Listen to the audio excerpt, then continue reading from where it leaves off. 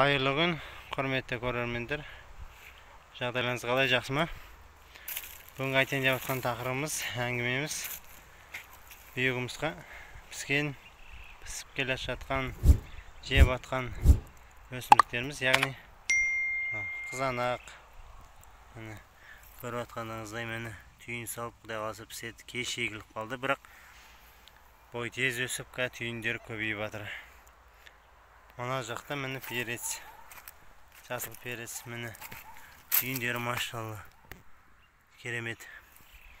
Мына жақта мені бадырандарымыз уже сатуға шығып жатыр. Жақта помидорымызды құдай қаласа бір аптаның ар жақ бер жағында уже дайын болады пісуге. Мына жақта картошкамыз гүлдеп, уже гүлдері түсіп жатыр. Құдай қаласа оны таударамыз. Міне мынау сәбіздеріміз міне болды. Бүйігімізге бәрі осы жерде огуректің бәрі бүйігімізге піскен өскендері. Өткенде айтып кеткенімізде бүйігімізге піскен арбузды көрсеңіздер, бұның да дәмі тура сол сияқты таза, селитраның дәмі білінбейді. Кәдімгі помидор жегендей, бадыран жегендей боламыз. Дастарханға ең оңай салат помидор мен бадыранды араластыра салып, тұз қоса салып жей саламыз ғой. Сол салат оңай болды негізі. Міне тағы көрсетейін. Міне ас қабақтардың жайылып, міне машалла кетті міне. Көп болып. Міне қызылша бет. Қып-қызыл болып өсетін атын біле ұмытып тұрмын, кешіріңіздер. Мамамыз әйтеуір огурекқа не істейді, бәрін екіті әйтеуір. Соның жемісін көріп жатырық, құдай қаласа. Алам деушілер болса, оңтүстік аймаққа осы жеткізіп береміз.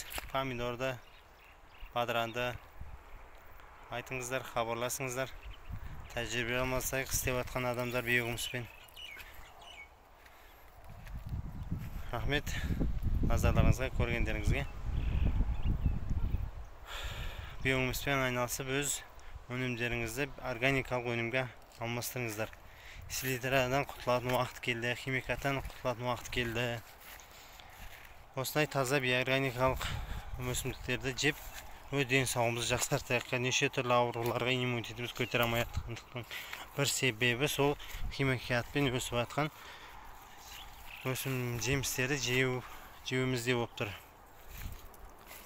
Сол себепті осымен айналысыңыздар.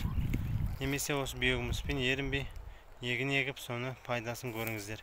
Қазір енді кеш болып кетті егін еккенге, бірақ осы бүйігімізбен чеснок егіп қойсаңыздар болады, құдай қаласа. Ол көктемде дәуіп чеснок егетін адамдар болса, оны жақсылап көтіп баптаса, ол дәу болады екен ол да түптері. Хабарым жоқ, бірақ естуім бар да. Рахмет сіздерге. Каналға тіркеліңіздер.